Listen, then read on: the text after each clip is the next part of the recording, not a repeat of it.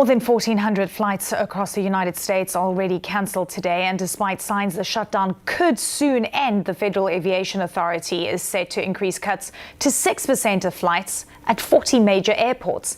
If the shutdown doesn't end by Friday, that number goes up to 10%. All this as air traffic controllers are missing a second paycheck this week. CNN's Gloria Pazmino is at Newark Liberty International Airport in New Jersey.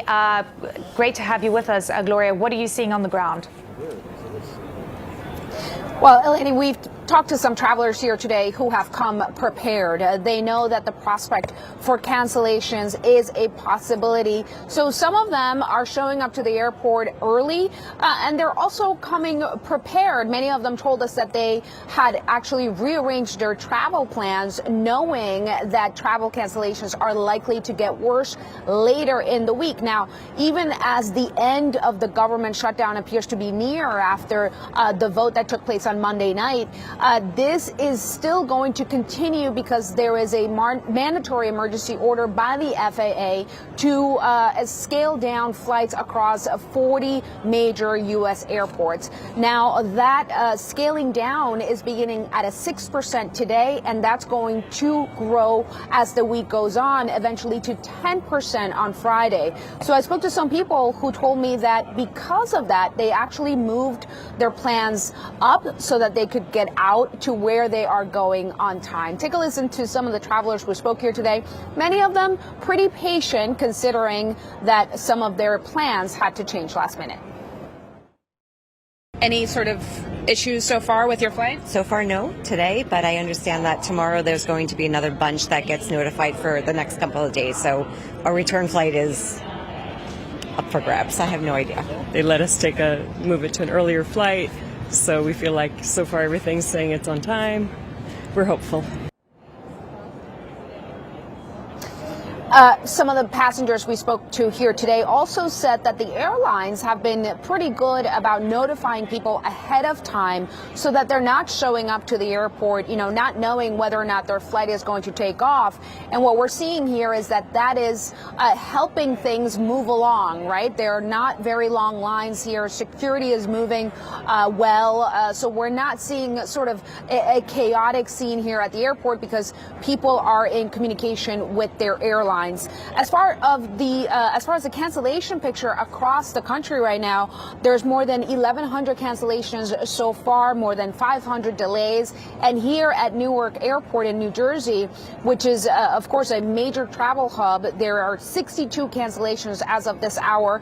And one last point, Eleni, that I thought was significant and interesting is that many of the international travelers that we spoke to here today told us they've had no issues. We know that some of the airlines are prioritizing international travel and trying to cancel the flights that are smaller, going to regional airports, so that those major routes are not disrupted. A major breakthrough in the Senate as the chamber approved a funding bill that could end what is now the longest government shutdown in history. It now heads to the House and must be approved there before it lands on President Donald Trump's desk for a signature. Here's what's in the deal. It's a stopgap measure to fund the government through January 30th. SNAP benefits will be paid through fiscal year 2026. Federal workers fired during the shutdown will be reinstated, and no more mass firings will take place through January. Ahead of the Senate's vote, Trump said he supported the plan.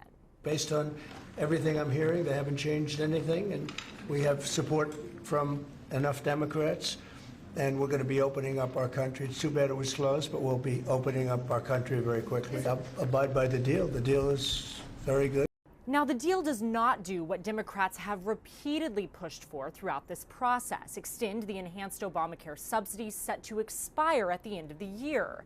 It does promise a future Senate vote on it, but the House has not committed to taking it up. The shutdown continues to be politically painful for members of both parties. Republicans have repeatedly shouldered the blame for the lapse in funding in recent polling, and this deal, struck by Democratic centrists in the Senate, has ignited a fight within the party about its strategy going forward. At the White House, I'm Julia Benbrook. Peanut butter. They love their peanut butter.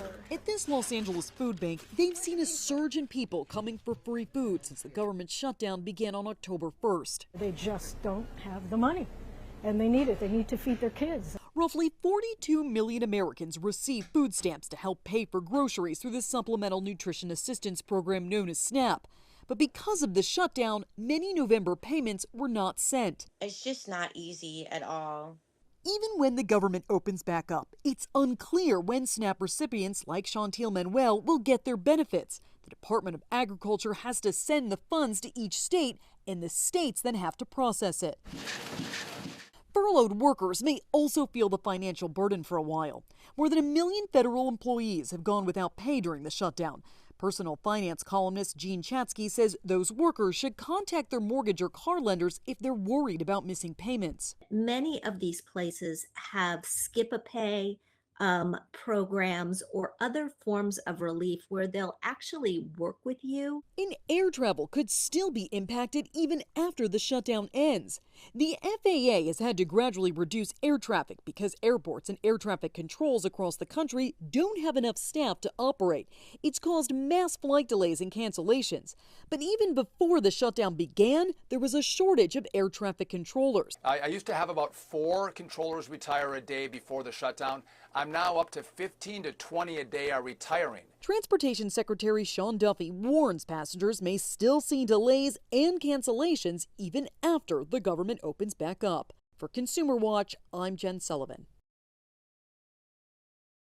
Until a deal to end the federal government shutdown is inked, airlines must continue to follow the FAA's emergency order to incrementally reduce flight capacity at 40 major U.S. airports, rising to 10% by Friday. We were scared that it was going to delay like a whole day or more, but luckily it was only an hour. But hopefully this doesn't delay it more. Tuesday, the flight cuts rose from 4 to 6%, but Transportation Secretary Sean Duffy says that percentage is actually higher. The issue here is you saw more delays over the weekend than 4%. And we thought it's better to manage a reduction in flights, to systematically do it, to plan for it, than to let chaos ensue. Secretary Duffy visited Central Wisconsin Airport on day 42 of a record-long government shutdown, speaking to air traffic controllers who have missed 2 paychecks. We have some controllers who are put in a very difficult position. He warned that even when the government shutdown ends, air travel won't resume to full capacity immediately. I'm concerned that we're not going to have on day one controllers come back into the towers right away. There have been at least 638 reports of short staffing since the government shutdown began on October 1st. That's more than 6 times as many as were reported on the same dates last year. We had a 6-hour delay in Houston, and the weather was perfect. It's because the air traffic controllers aren't getting paid. I'm Maribel Gonzalez reporting.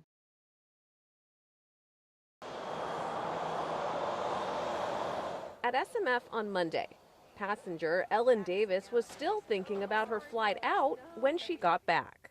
We left Thursday to fly to for a wedding in Virginia. So from Sacramento out at 5:20 in the morning to Las Vegas. That was smooth, flawless. We got there. We were about to take off, and they stopped it and said, folks, we have to go back. It'll either be 10 minutes or 2.5 hours. So it ended up being 2.5 hours. So we got it to Reagan National 2.5 hours late. Flight delays and cancellations are happening at airports across the U.S. as the government remains shut down. I was a little nervous, honestly, yeah. The FAA has reduced the number of flights in the air in an effort to ease the burden on air traffic controllers. More cancellations are expected in the coming days. Started out in Nashville, boarded my plane on time. There was like a 15-minute delay, but not anything unusual. Landed in Kansas City, was there for a little layover. Got on my plane to here, and here I am. While SMF is not one of the airports feeling the brunt of the impact of the shutdown, officials are still encouraging travelers to give themselves some extra time. And for flyers like Davis, she says it seems people are doing so and taking any travel challenges that may arise in stride. I think people are in good spirits. It's almost like what choice do you have? You have to just deal with it. The point is to get there safe and get home safe, and that's what happened.